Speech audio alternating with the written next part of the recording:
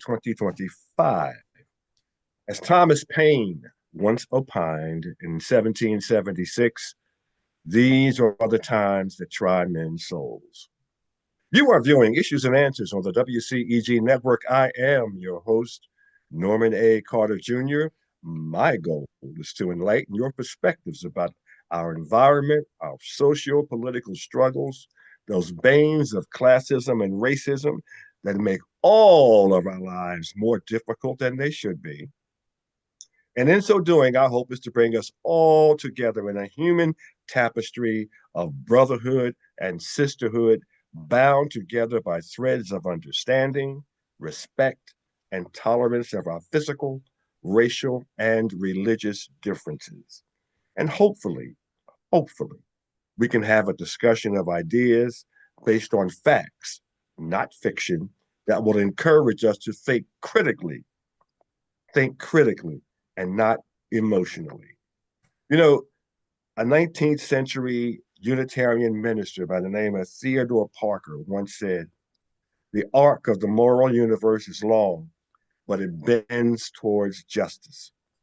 Reverend Dr. Martin Luther King quoted those words, and I speak them to you today because these words must stay in the forefront of our minds as we witness the moral fabric of our country being torn apart by men and women who more resemble the leaders of World War II Germany than they do of any American leadership since the 1830s. Meanwhile, I hope all of you are immersed in the values of integrity, freedom, and faith that are embodied in this season where we celebrate Passover and Easter. If you're currently watching, we thank you. Inform your neighbors, friends, and associates that we can be viewed live via YouTube, Facebook, LinkedIn, Twitter, Instagram, and over streaming devices such as Roku and Apple, Google, Amazon, Spotify, and GeoSalvin platforms. All of our programs, including this one, are archived on YouTube and can be viewed by anyone at any time. And just a word of caution, the views expressed on this program are those of the host, moi, and my guest hosts, and don't call my boss about anything. Y'all call me. I can take it. Ladies and gentlemen, today we have a guest that I have long wished to have on Issues and Answers. She is the Honorable Ernestine D. Pittman, who is the former mayor of East Point, Georgia. And I try to condense people's bios sometimes, but I think her bio is extremely important. And I like to read her entire bio to you as rapidly as I can before we can get into the meat of this program. She's a Georgia native and has been a Fulton County resident for the majority of her life. She was educated in the Fulton County school system and Atlanta Public Schools. She graduated from Henry McNeil Turner High School, listen to this, with a distinctive diploma with honors in 1964.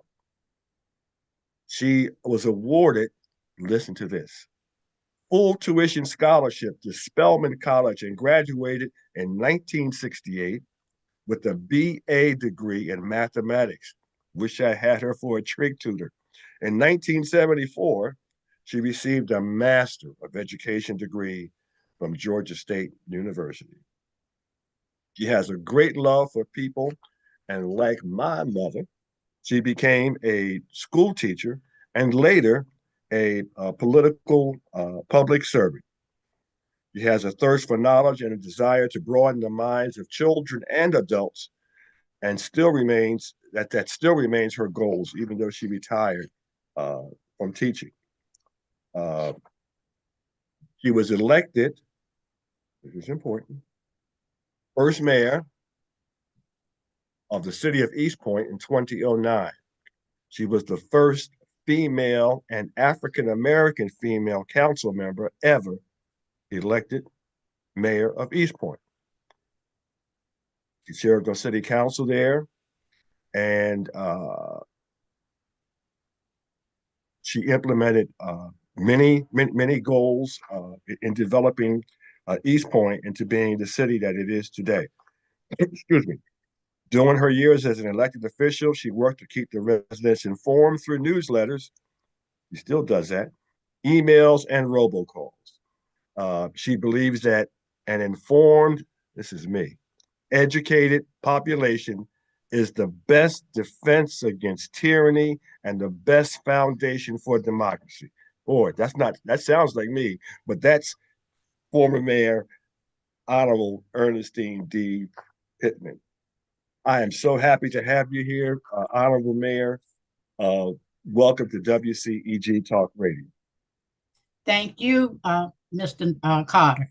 I am honored and pleased for the opportunity to sit here and hear all those glorious statements and all that you made prior to the introduction, because those have come down through the ages. Whenever you can go back and quote someone from the past, that meant that person did something, left a legacy. And I want to speak today about legacies from our population, Americans. Every person in America is touched and impacted by everything that goes on every level of government. Unfortunately, local governments, where you would expect the most participation, is the one closest to residents, they overlook. Then comes the state. They are totally unaware how their lives are impacted by the legislators in the state capitals. And when it comes to Washington, D.C., that is a whole nother matter.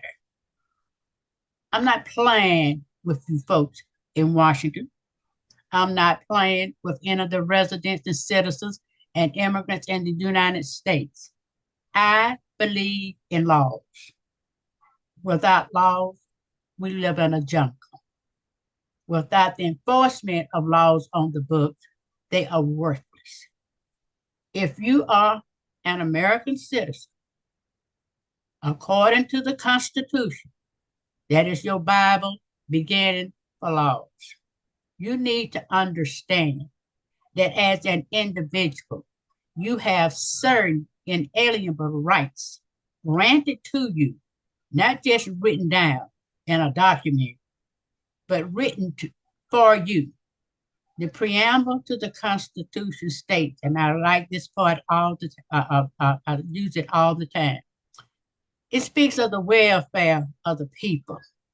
We would not have a constitution if it were not for the preamble. The Constitution justifies and supports and gives a foundation for the preamble. So if anybody asks you, well, what is the value of Washington, D.C.? Washington, D.C. is the umbrella on which all the states and local governments and county governments should operate when it comes to basic human rights in this country. They cannot make any law that contradicts anything in the Constitution. That is due process. When you don't have due process, you're living on a dictatorship. And that is what is about to, well, convicted President Trump did say he would be a dictator on day one. That's one he didn't turn into a lie. He is a dictator. And we have to stop him in his shoes. We, the people, put every elected official in office. And we, the people, can take out every elected official in office. But there's a process. We want Trump and all the Republicans in the Congress and the House and the city and the Senate to know your actions and lack of actions are causing terrible, terrible harm and stress to the American people.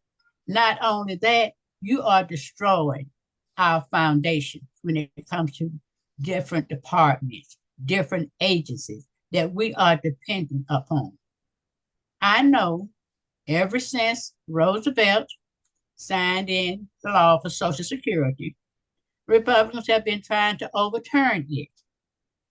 Every Republican president since then has tried to overturn whatever a Democratic president has set in motion, programs that will benefit the residents in America. Every resident, regardless of race, color, creed, national origin, or sexual orientation, or religious beliefs. Those are our call words to take up arms. And we arm ourselves in different ways. In this country, in the First Amendment, we have the right to speak, free speech, to assemble, and to be heard through protest. It didn't say violent protest, it says protest. There are a million ways you can protest. By look, when a person is speaking, I don't agree with you. By sound, a grunt, you do it in churches, you do it in audiences all the time. Those are protests. Well, we can't all go to Washington and sit in the gallery and we can't make noises and all that. But it is the responsibility of every American at this time to sit down and say, what is going on? It is overwhelming. I can understand that. But don't let it cause you depression and stress you out to the point that you throw your hands up in the air and say, well, I'm through with it. I'm going to sit this one out.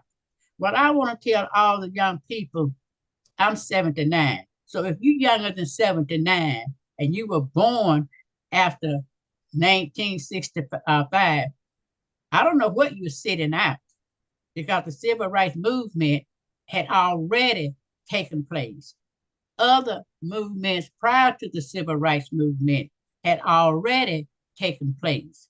As the soldiers who came back home after World War II, what did they face? We had a black press that was putting that information out there. We couldn't vote. We had to have a vote, a poll tax. They could ask us about the Constitution, things in it, and they couldn't even spell it.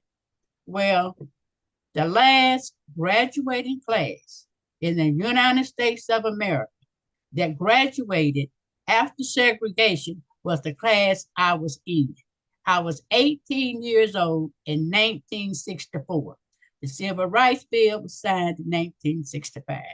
No class before a graduating class took place.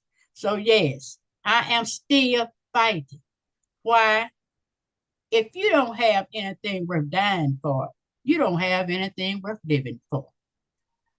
I cannot go back and resurrect a single person who lost their lives, who lost their property, who fled the South because they stood up, children who were hosed down, children who was killed, bombed in a church, a black student, a white student, and a Jew on a bus riding to Mississippi, trying to get people to sign up to vote, were killed, thrown in the river. And you say, I'm sitting this one out. Oh, no, you're not. And why aren't you going to sit it out? Because you were not born in a country where you had no rights. Those rights came with a price. Anything worthwhile will always come with the price. Freedom is not cheap. It has to be nurtured. It has to be protected. And it has to be protected by the ones to whom it belongs. Here in this country, right now, we have a dictator. He wants to change our democracy into a dictatorship, turn our Constitution and a playbook for his retribution, and a money-making scheme for himself, his millionaire and billionaire friends, political appointees and advisors, at the expense of the working class. and using racism and division among the races to cement his power. We can't have that. Social Security. After the Depression, 80% of the people in this country had nothing. Nothing. Now, 10% have a retirement plan, thanks to Social Security. And let's get this straight. The government isn't giving any worker who paid into the Social Security tax and the employer money. That money sits in an account, drawing interest every time you deposit money into it from your check. That is your money. Nobody gave it to you. You worked for it. And then we have migrants and immigrants in this country. If either one of them has a Social Security number, they too contributed to Social Security. Every year, Social Security shows a profit because the migrants and the immigrants that paid into it for years are not given Social Security for retirement. And you talk about how they come here and get these benefits. Medicaid is given by if you own a job here, especially in Georgia, you had to have work in order to try to get it. Affordable care. The government, and you're told, once they come into the country, they have access to food, they can get housing, they can get A, B, C, D. Well, you know what? Do you have any idea how many immigrants died never collecting a cent of their Social Security in this country and out of this country, that they worked to help make this country great? And if you don't believe it, just listen to what the governor DeSantis down in Florida is saying. We don't have enough workers now that the migrants gone. We want to change the law so 14-year-olds, 14-year-old students can come and work at night. Well, where in the hell are they going, when in the hell are they going to get an education sleeping in the classroom from overworked and underpaid at night? We are not going back. I'm union. Unions are the reasons why we have a 40-hour work week. We have a minimum wage. Now, all the things that Doge just talked about, convicted President Trump has talked about with his cabinet, not a single word has come out about minimum wage increase. Anything's for workers. Not a single word. He has tariffs out there, increasing the cost on everything. But remember, on day one, all of these things were going to be done. You were going to have low rates. Eggs went up. He blamed Biden. But as soon as the bird flu got under control and they could start I don't know what they do to these chickens that they get all these wings for, but not enough any other things. Well, they're getting those back. But Biden left us with a sound economy. And history will show and tell what he did for the common person in this country. And let's start with education. When they took away the grants and all from education, do you realize what they really took? A hungry child with no breakfast or lunch is not going to learn. The child is going to fall further behind. They also took away the Civil Rights Department that oversaw all the title programs. Sports, women, minorities. Who is going to enforce the law to make sure that you are getting equality under the law, justice under the law? Who is going to do that? Then we're still talking about education. They're going to give grants back to the state.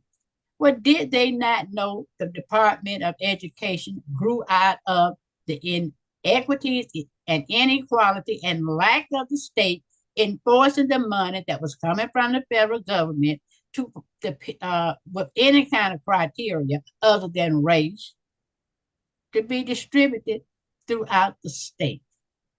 Now that money is gone. If your state is not Georgia, where our governor took the rescue money and the money from COVID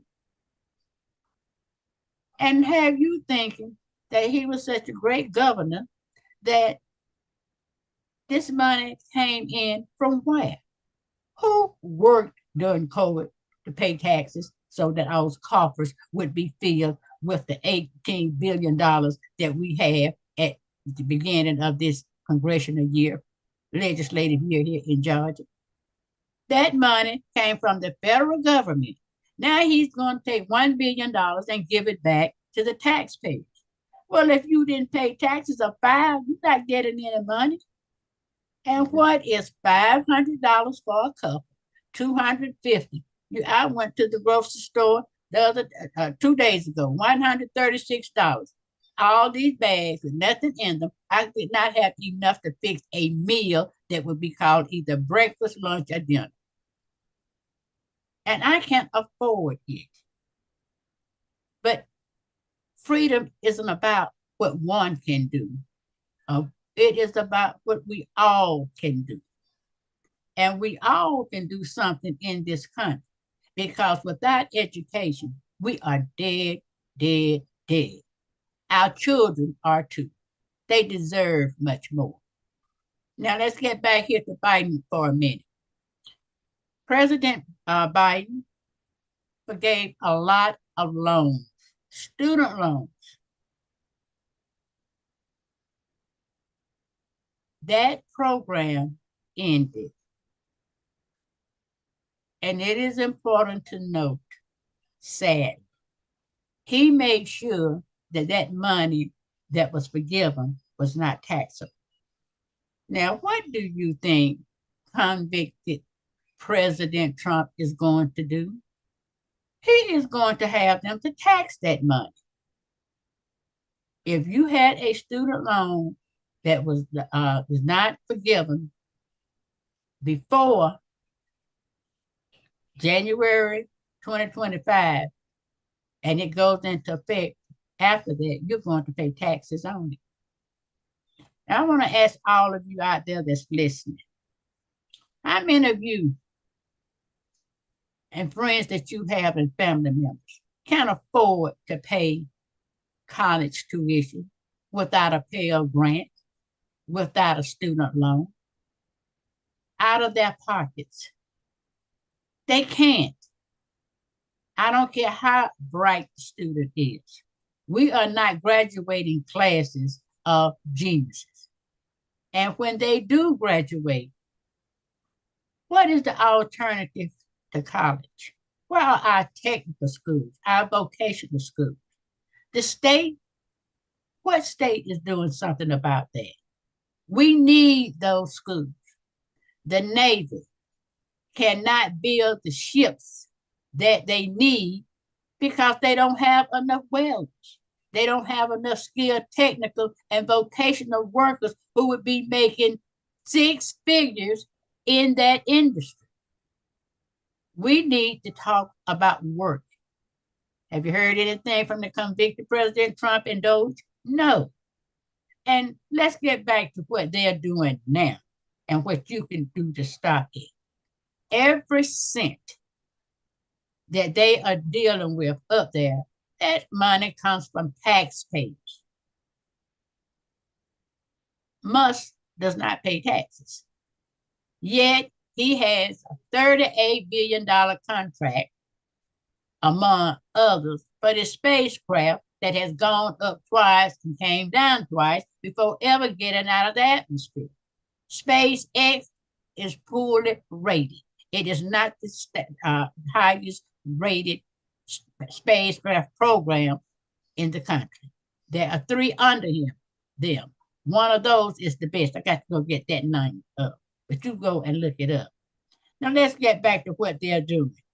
You know, as of Friday, he has reduced the amount of savings that he can conceivably get with all of his different cuts, layoffs, and what have you. Who knows?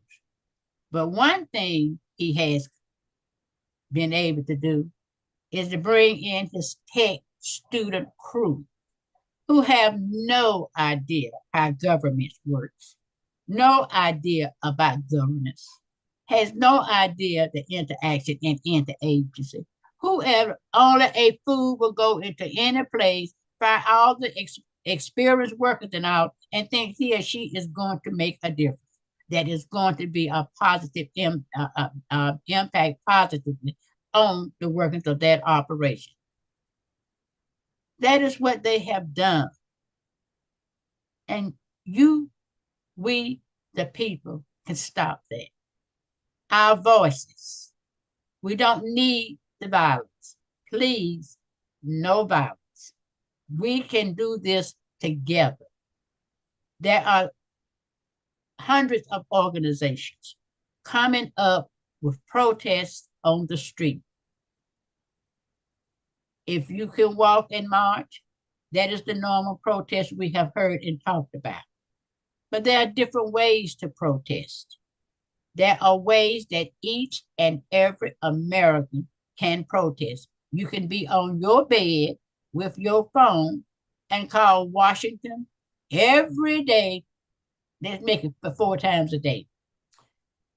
Keep that switchboard climbed up. Shut it down for the House of Representatives, for the Senate. Clog it up. Then you just make your call and go through the stages and tell them, I don't like what it is you don't like. You state that. And you need information. And start getting information through your gossiping friend who doesn't know what he or she is talking about and ready to fight. Don't do that. And every person has a right to their opinion. They don't have a right to their fact. But it's not up to you to keep telling them, I told you so. You went out there and you voted for him. Now you got, now you see and you have to pay. No, no, no, no. We're all paying. The election is over. Yes, there were many blacks who voted for him, just like there were many whites, women, and males. But we see what we have. Our eyes are not lying. His mouth is lying. We see and we hear. So when you talk to another person and they want to start yelling and screaming, just say, well, I thank you for your time. Now, do you know anybody else number on this street that's down the street? Because you know what? We don't know our neighbors. Our communities have become renter rooms. When I say renter rooms, not rent a room. When have you ever heard of any country allowing investors in to build homes, not to be sold, but to be rented? I can't get acquainted with my neighbors next door. They change every 3 or 4 months. I try to keep up with the cars and try to plan to go over that when I see someone come in or out a door. And I don't live in a slum. I live in a legacy community. Been here 51 years. We die. We go to nursing homes. We don't sell. We don't rent. Mm-hmm. But that is what we have now. Therefore, our communities are not what you grew up in. There are no children here. There's not a school-age child on my street.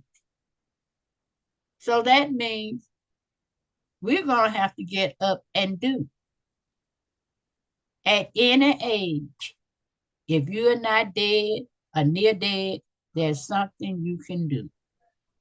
Now let's start with that. If you're in a bedridden, you have a telephone. You have access to a computer, email, make calls and email every day. Just like you gossiping, taking your little drink and whatever. No, don't take your drink before you call because we're going to civil on the phone. All right? Now, if you are able to have a wheelchair and you can get to your driveway, take your sign out there 2 or 3 times a day, or whenever you go out. Keep it in your car, and while whoever's going into the store, wherever, for 15 or 20 minutes, open your door, just hold your sign. We need to let everybody know what is going on. You need information. You're at home, you listen to Fox, I don't know what word you get it, but you need information from the people in your community. We need to show that we care about each other and that you're important and that you have a role to play. Okay, I have 2 titanium striker knee replacements. Best in the world. No wonder they gave Spiller $100 million. Hmm. But I can't go out there walking, not in a long distance. But like I said, I'm union, so I'm protesting. I led the first protest ever in the city of East Point. It got so they protest before a council meeting and then come on down there with their signs and have council meetings. I mean, we did things like that. That needs to keep happening. And I'm going to get to local government in East Point after I get through talking about everybody, wherever you live, you have a duty and a responsibility to yourself, to your children, grandchildren, great grandchildren. You don't have to birth a child for that child to be yours. It takes a village. You're in this community, you're in this village. You have neighborhood associations. Why don't you have a make a sign party? Or you can have an information party where you give out information. You're hosting parties. And then let's get back to these signs with protesting on, because one person's anger may not be another person's anger. You know, it's anger is what makes us get up. And that's what we want the elected officials in DC and Trump to know. We are angry because we have a right to be. You are causing us pain. You are causing us stress. You are taking away something that was bought with blood, sweat, and tears. And we're not going to let that happen. This is America, land of the free.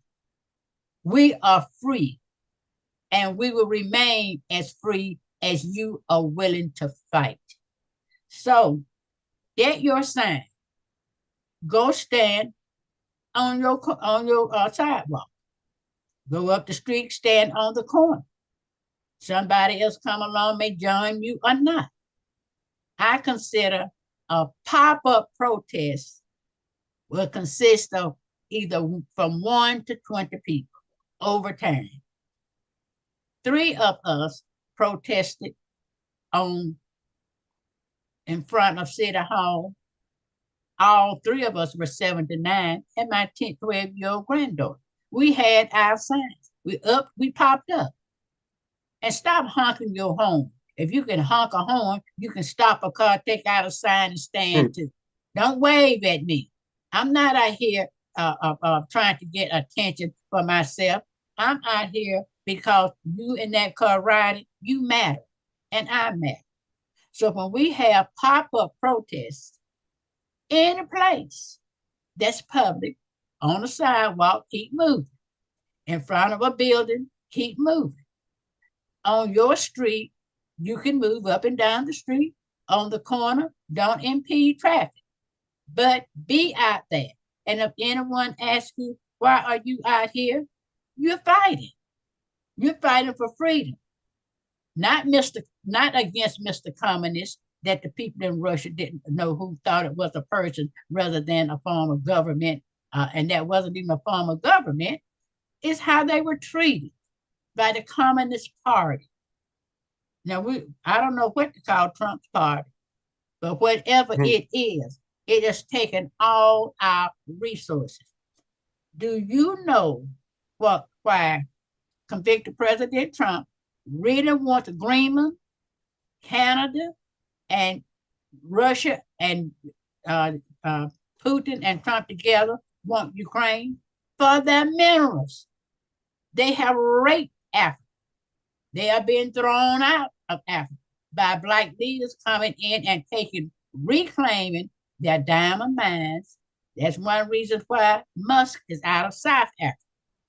They would not let him back in there and take all this land cheaply and not do what he's supposed to do as a resident who has raped the country. Now you want to come back and keep doing it, not to the benefit of the people, but to yours. So when they talk about Canada, what's the first word out of Trump's mouth? Lumber and minerals.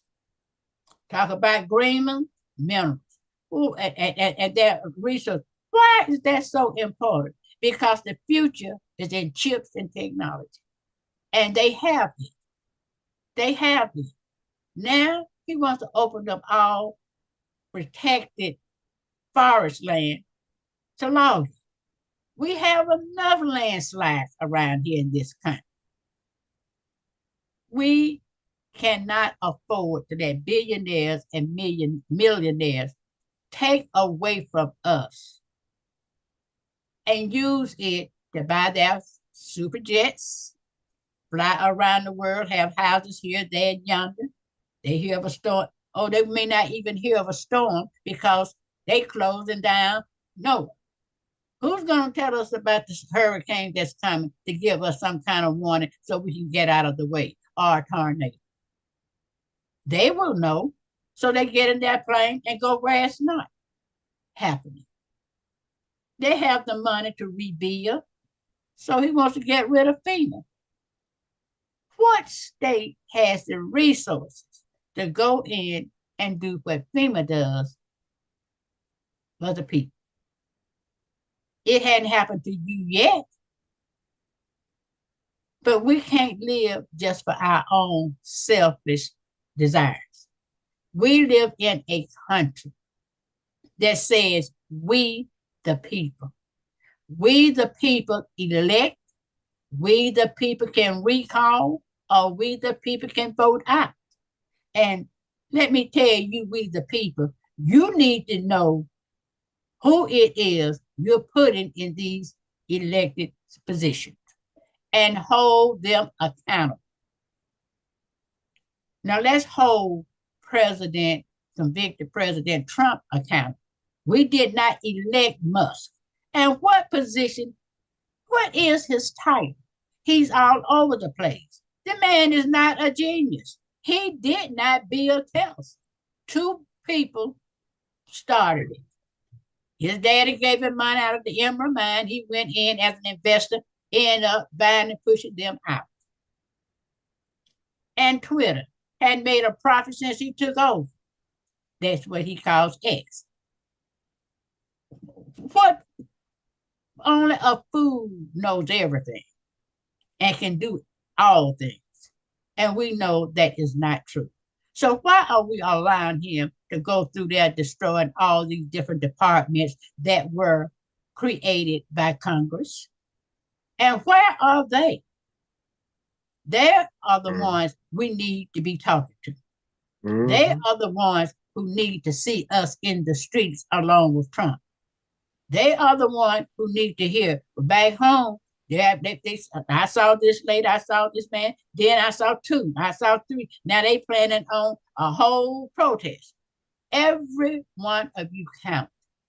You need to pop up all over your community and your city and get with others and discuss it. They know something that you don't. And that is America cannot function as a democracy under a constitution if it is dead. What kills a country? The laws, our court system, those things that keep us and made us the greatest nation on earth to experiment with a democracy in a republic will be gone. It is nigh to impossible to restore what you lose because of neglect, because of indifference, because of ignorance, because of laziness, because of racism, because of classism. I can be, hey, I hate you next in 20 more years, but right now, let's work together to have a place where you and I be free to do that and still live. Because when the president of the United States sat down today with the president from Salvador, and he tells President Trump, convicted President Trump, I am not going to let this man come back to out. A man that was wrongly imprisoned in a death camp. He's going to tell the president of the United States, the most supposed to be the greatest nation on earth with the best military, this little country down there is going to tell him, I'm not letting this man go. And you sitting up there grieving. It is wrong. It is wrong. I am going to ride around East Point and I am going to see pop-up protests. One or two individuals here, there, yonder.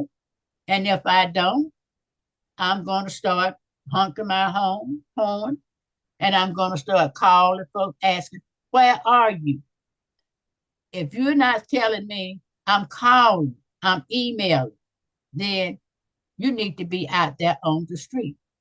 And you can still do all three because I know you're not sending any money in a place. It takes money to run ads on the TV that you don't listen to in the first place. But you need to sit down with your local elected officials and ask them, how are we being impacted by this? Where are your state legislators? We hear from the senators, but where are our congressional district people? And don't come taking a photo op at someone else's planned event and you're not telling me anything about what I need to do to begin to try to protect what I do have, that meaning starting with my life. When they can pick you up off the street with the mask on, you don't know who they are, no warrant, no whatever, put you in a car and you wake up in another state in jail. All right, let it happen to you. Don't call me. Don't call the Lord because the Lord told you. He gave you a mind. You need to pay attention to what is going on around you. Now, here in East Point, we have a local government of a mayor and 8 council members. Our form of government is council city manager. Council does not engage in the management of the city other than through the city manager. We have laws. Our council make laws, they legislate, and they are supposed to make sure that these laws are enforced through the different departments of what they have to do to provide services. Public safety, of what they have to do to protect us. Then they are responsible for doing certain things that only they can do. So tell me this. Here in the city of East Point, December the 31st, 2013, I signed into law an ordinance that says East Point has a stormwater utility that will be paid for by assessing a fee on every tract of land in the city that has impervious surface. If you have grassland, you don't have to pay because there's nothing between the water coming down and going into the ground. And why did we do that? It took 2 administrations to get that ordinance together to create the stormwater utility. The city of East Point, with a 3rd administration, had pride to come out to the city. East Point is built on springs. They walked the city. They identified on a map every little trace of water that was coming all throughout the city. And the state of Georgia said you cannot go out there and dam or turn the flow of the natural flow of water. So homes were built here at East Point before then. I live in a community, homes were built in 1952. So when the contractors built those homes, some of them put stormwater pipes on the property. Well, over the years, those broke down. When the homes were built, the people didn't know that there was a stormwater pipe there and that they needed to alert the city or what have you. The city probably didn't even have ordinance in place for that to happen. So we ended up coming into the city, and when it transitioned from predominantly white to black, the homeowners that sold the homes and those that bought had no idea about these pipes. And we made the decision as a council that we would start a stormwater utility. There are only two in the state of Georgia, Griffin and East Point. And we would have it implemented for service through Public Works. But the main thing that we did, we made sure that no homeowner would lose or have his or her property decimated based on a decision by the city manager and said, well, that's property, that's on his property or her property, that's his or her problem. No, it's not. In that ordinance, we made sure that the city acknowledged it is the owner of every tributary of water if it's nothing but a tear running on the ground. They are responsible for any problem that's caused by it on private property. Well, we have a resident that's 80 years old, a sinkhole in his yard. The city had determined that, yes, there's a sinkhole there. He didn't go out there and change any course of natural flow of water. So it had to have come from that. If the homeowner is not the reason that the sinkhole exists, then that's the city's problem. That's a stormwater problem. We put in the ordinance that 80% of the money that was collected each year has to go for that. Now, this stormwater utility has been in effect for 10 years at collecting a minimum of $2.2 million every year. That's $22 million. That's $17.6 million for the 80% that has to go to deal with certain problems, one of which problems on private property. The city had the nerve to tell this homeowner, it's going to take $9,000. You pay $6, we're going to pay $6, and you're going to pay $3. He's not going to pay 1 cent. The city pays and go out there and do it.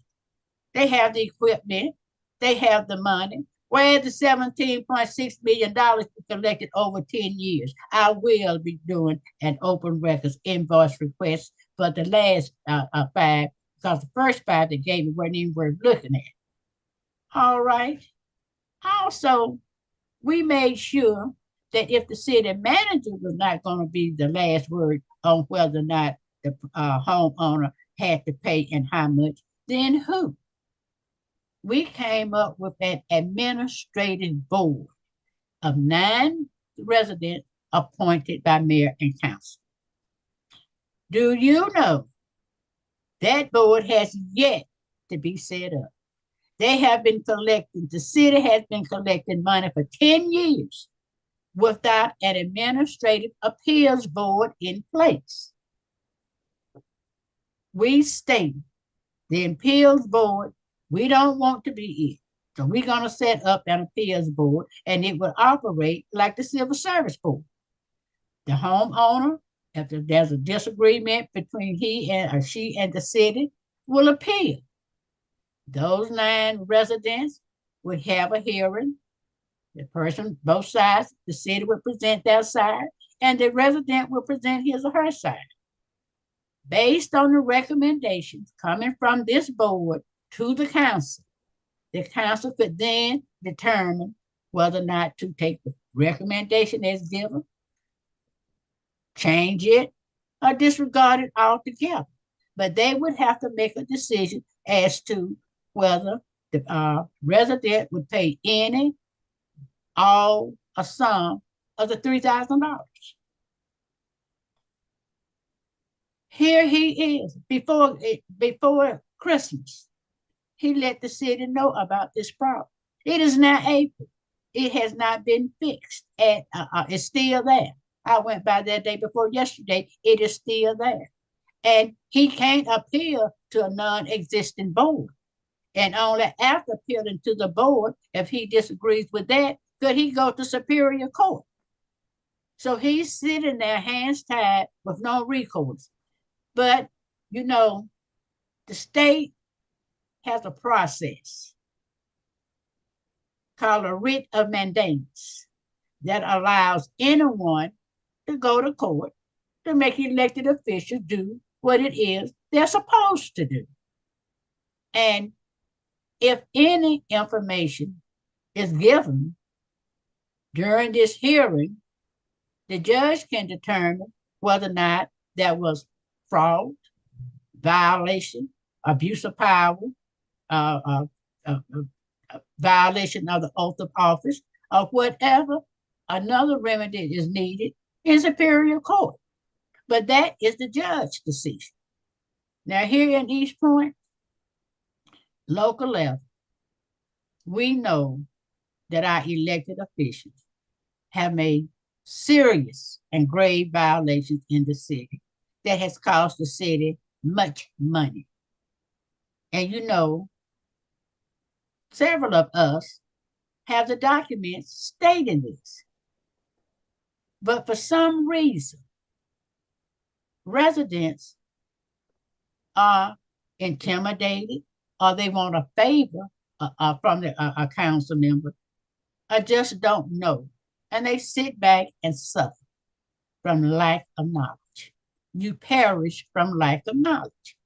You perish because of lack of participation. You perish because you are not talking to the people in your community, going to a council meeting, or just reading. Well, I have listed with the ordinance, with the charter section, all the things that has this council been doing. There's one thing to make a list. Another thing is to have evidence that supports whatever you have on that list. So I'm telling the residents here in East Point, we go to court. This is a proposed writ of mandamus. If you know and has concrete evidence, don't come up there with Miss Jane said and I heard and this. If you have any documents that can be gotten from the city through open records request or what have you, and there is something that has happened that was not satisfactorily addressed. Money going out. If you call me, I'll be happy to go through it. But we're not even discussing taking trash to any attorney because you're mad with someone. That's not what this is about. Governance happens between a group and the citizens to whom they're supposed to protect and provide services. We are responsible for making sure that they do this on the local level, the state level, and the national level. Everything that happens in Washington, D.C. is going to impact you. How do we lessen that impact? How do we and who do we need to contact? And what do we need to do?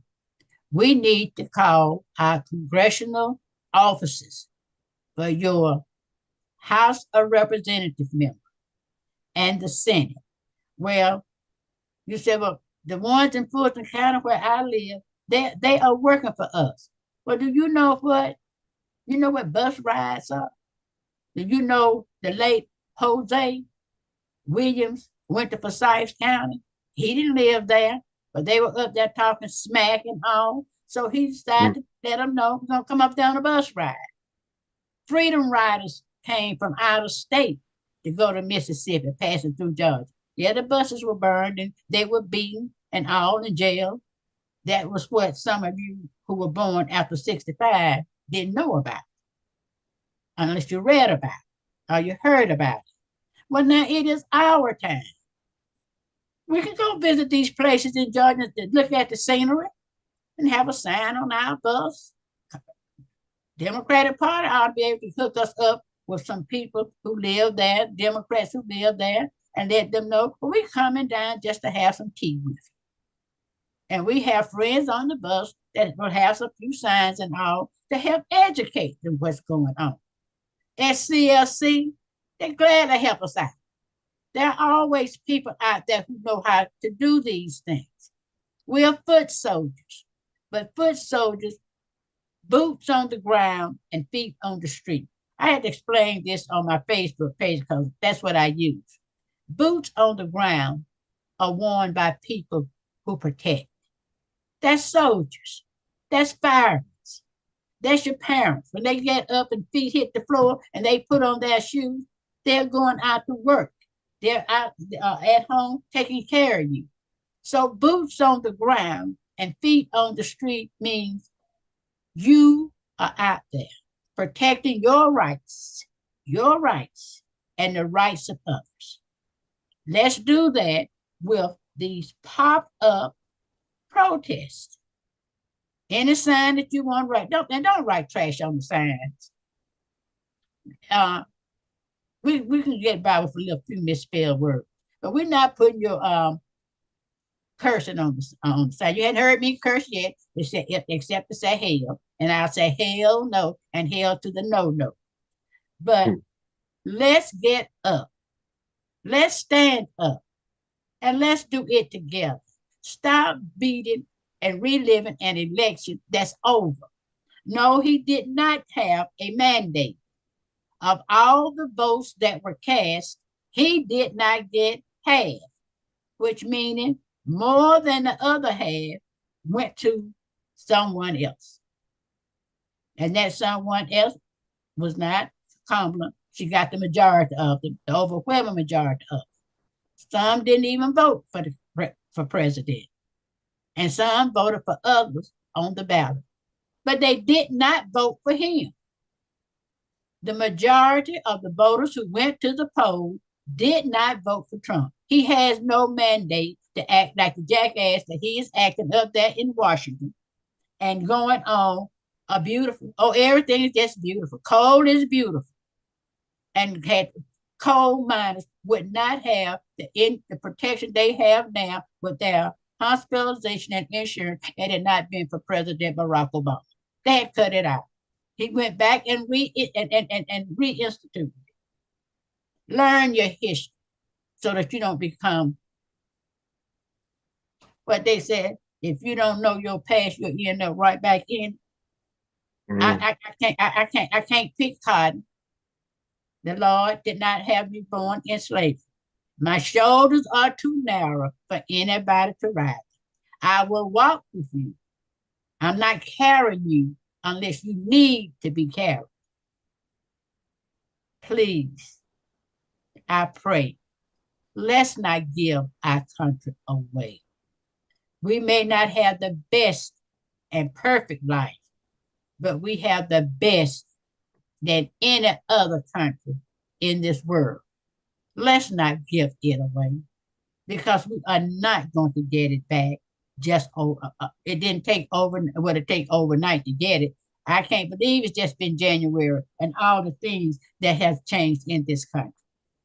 Well, my time is about up, and Well, you know how I love to talk, but I want to be invited back.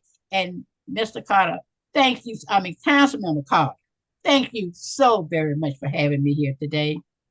Oh, I am looking forward to an opportunity to have you back, Honorable Mayor. I'm telling you, uh, most of you know that I usually jump in with a lot of questions. The questions I would have jumped in with to ask, you already Okay. had answered. So, All right. excuse me, there was no reason for me to jump in. But I did before we close out. I wanted to bring up a couple of things that you touched on, excuse me, as we wind up this Mhm. installment of Issues and Answers. First of all, you heard Honorable Mayor Pittman talk about Social Security. And some of you supposedly getting education, getting stuff from misinformation, were led to believe that Doge found that people, that's that's Trump's group. Doge found that people uh, were over who had been dead for decades were still drawing Social Security. That is false. That never happened. What happened was there is something like a roll with people's names on it. And that's what he saw. He didn't see there were no checks dispersed to any dead people. That is false, but this is what they're doing to you. Another thing, and I wanted to jump on.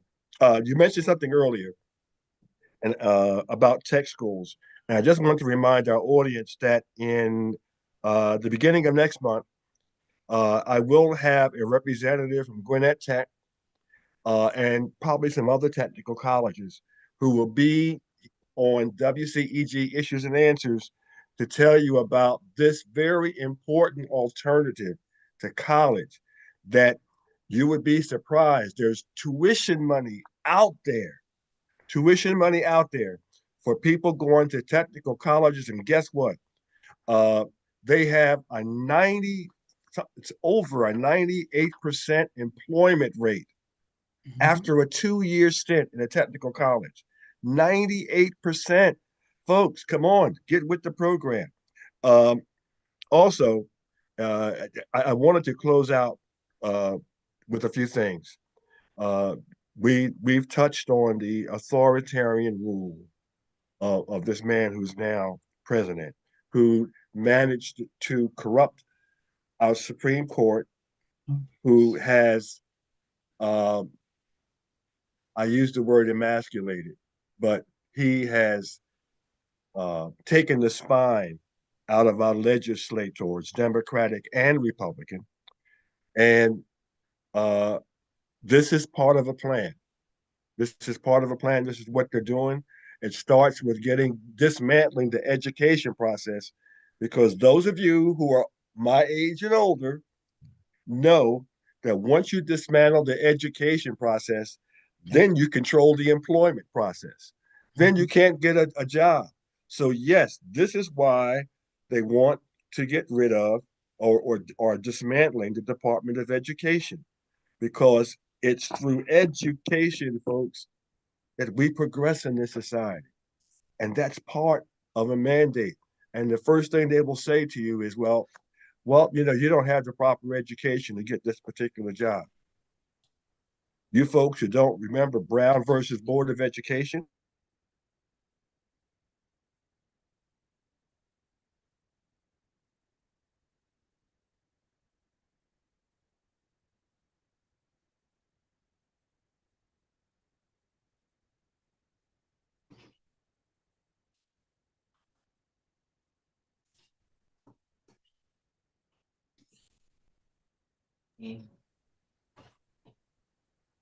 We've lost Mr. Norman. Can you give us, Mayor Pittman, can you give us some closing remarks? His Okay. dropped, please. All right. That's me. Yes, ma'am. Can you give us All some? right. I really want, again, let me thank Councilmember Carter for having me on. And to the people out there in the audience, I want you to leave knowing you have power. You are not alone. You are not so weak that you cannot do. And don't ever let anyone tell you that. every journey begins with one step. You take that step and join forces with others who have taken the step. Pretty soon you have a group. Then you have a community. Then you have a county. Then you have the state. And then you have a nation. That is how we became the United States of America. And as the United States of America, every resident, regardless of where you live or who you are responsible for protecting every inch of ground in this country, using every law on the books, even when you are disappointed and hurt by court decisions that you know should not be given. I love you. I pray for you. And I want to see you at a pop-up protest here in East Point very soon. Thank And you. before we go out, I just have a couple more things that I wanted to add. I'm sorry for the technical problem here. First of all, the Honorable Mayor Pittman has talked about uh, uh, protests and pop-up protests and for our young people. Be organized in whatever you do. Be organized. Uh, Philadelphia District Attorney Larry Krasner said this last week that don't fall into the trap that they're trying to set for you. Some of you young folks and a few of you old folks who can't think too well will go out here on the street and start violent protests. Well, if you, those of you who don't listen to Roland Jones telling you not to listen to the president and to boycott this president is waiting for the opportunity to send military troops to break up any violent protest. Do you know what that means? The military is not trained to break up demonstrations. They're trained to shoot and kill. That's your Army, your Marines, your National Guard. This is what they're trained to do. This is what Donald Trump wants. Don't fall into that trap. Be organized and don't be violent. Don't destroy property. Don't burn police cars. Don't break windows because this is what he wants. This is what he wants, an opportunity to come down on people the way that you see they treat people in Russia and in old Nazi Germany. And I'm telling you, some of you said it's an over exaggeration that we compare what's going on now to Nazi Germany. Read your history. This is how Hitler got started. This is how he got you. He didn't start killing Jews right away. He didn't start doing that right away. But what he did do is he started sending people to concentration camps. And guess what we have here in the United States now? We're sending people to San Salvador, which is a place of no return. And those are death camps. They're death camps. And you know what? I'm telling you, folks, a lot of you Black folks, I'm talking to you right now. We're guilty of when things happen to other people, we just don't care. But we want things when things happen to us, we want people to care. Well, you better start caring because you already have a man that we know was a Latino who was deported, who was innocent. He was innocent. And you know what? The president of the United States and the president of San Salvador have just said, too bad. Too bad. So I'm going to read this poem one more time as we close out this installment of Issues and Answers. It's called First They Came from Martin Niemöller, and it was written back right after post-World War II Germany. First they came for the communists, and I did not speak out because I was not a communist. Then they came for the socialists, and I did not speak out because I was not a socialist. Then they came for the trade unionists, and I did not speak out because I was not a trade unionist. Then they came for the Jews, and I did not speak out because I was not a Jew. Here's me.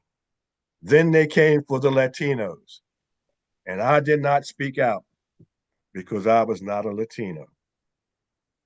Then they came for me, and there was no one left to speak out for me. As Honorable Mayor Ernestine Pittman has told you, you cannot sit and be silent. This is not the time to be silent.